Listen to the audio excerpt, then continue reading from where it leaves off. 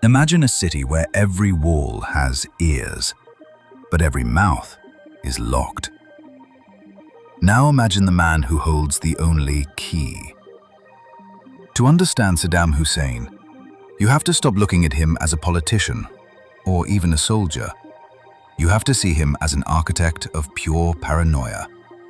He didn't just rule Iraq, he inhabited its nervous system. He didn't believe in loyalty, he believed in the symmetry of fear. He looked at a human being and didn't see a soul. He saw a variable, a tool to be used, or a threat to be deleted. He was the first to realize that you don't need the people to love you if you can make them so terrified of each other that they have no choice but to cling to you as their only protector. He was a master of the psychological siege.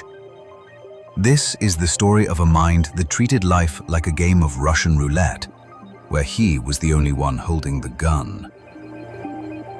To see the dictator, you must see the boy in the mud of Tikrit. He was born into the Al-Bajat clan, a world where the law was not written in books, but in blood. His father was a ghost. His stepfather was a brute who beat him with an asphalt-covered stick. In the alleys of Tikrit, young Saddam didn't learn about justice. He learned about the calculation of the strike. His mind was forged in the logic of the tribal zero-sum game. In this world, there is no win-win. There is only I eat or I am eaten. He watched his uncle, Kairala Talfa, a man obsessed with the humiliation of the British occupation and the lost glory of the Arab world. From this, Saddam extracted his first great tactical realization. Vulnerability is a death sentence. He spent his youth as an outsider, a nobody from a peasant background. This created a profound, burning resentment, a narcissistic wound that never healed. His decision-making was never about policy, it was about vengeance. Every act of power was a slap in the face of the world that had tried to make him small. He entered the Ba'ath Party, not as an ideologue, but as an enforcer. He was the man who was willing to go where the intellectuals wouldn't, into the dark rooms where the blood is spilled. He realized early on that the man who holds the gun is the only one who truly gets to speak. The most haunting display of Saddam's mind occurred in July 1979. He had just officially taken the presidency. But he knew that official power is a thin veil. He needed to stain the soul of the Ba'ath Party so deeply that they could never be cleaned.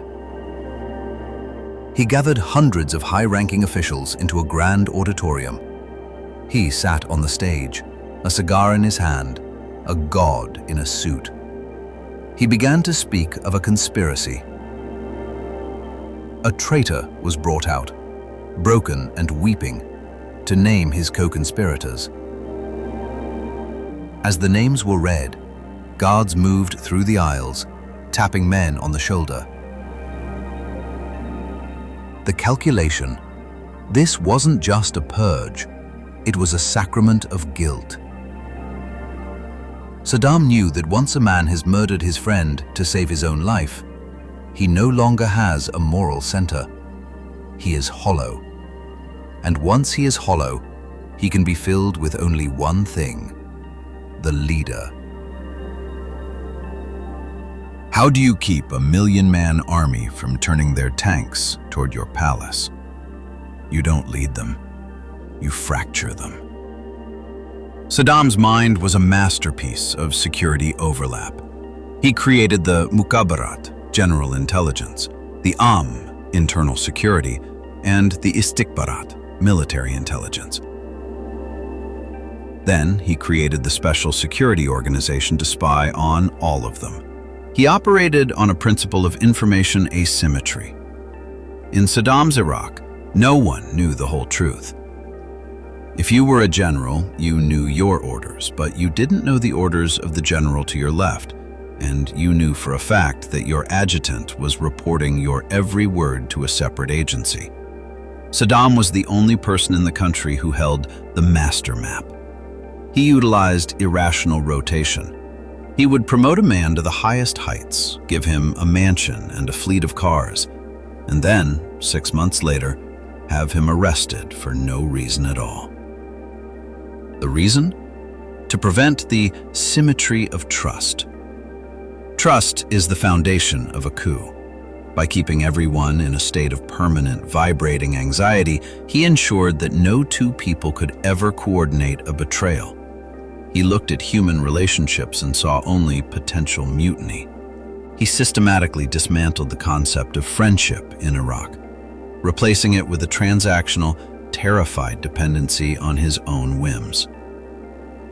In 1980, Saddam looked at the Iranian Revolution and saw a geopolitical viral infection. His decision to invade wasn't about land. It was a proactive amputation. He thought he could cut the head off the snake before it could bite him. But the war became a stalemate. 1 million people died. The alchemist of Tikrit was forced to reconcile his image as a great general with the reality of a meat grinder. His mind shifted into sunken cost logic. He convinced himself and the nation that the blood was a cleansing. He utilized the war to Saddamize the Iraqi identity.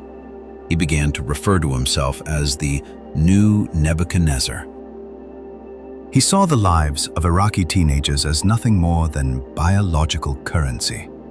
He would trade 50,000 lives for an inch of marshland, not because the marshland was valuable, but because the sacrifice proved his power.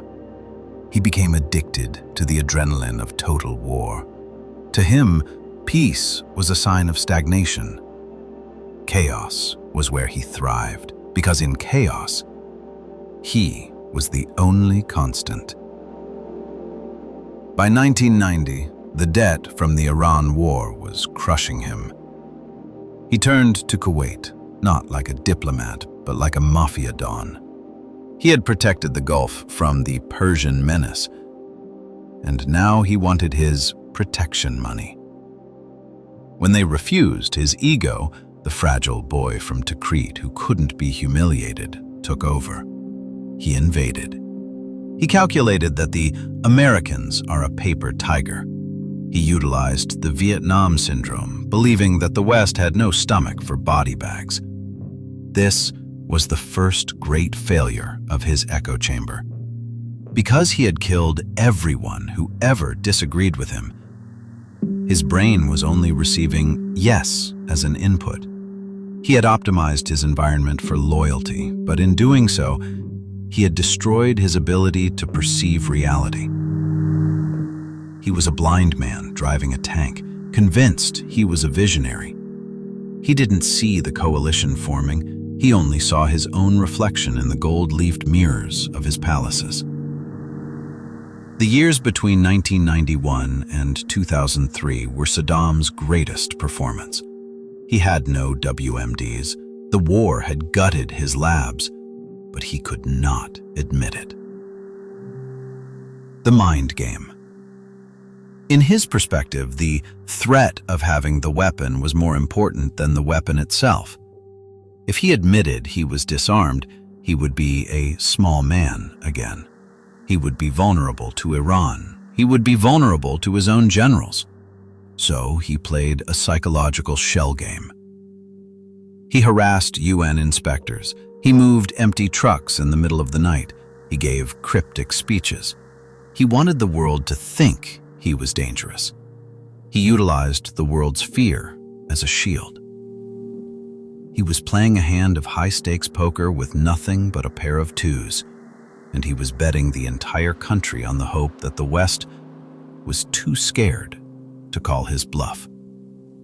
He didn't realize that after 9/11, the game had changed from poker to extermination.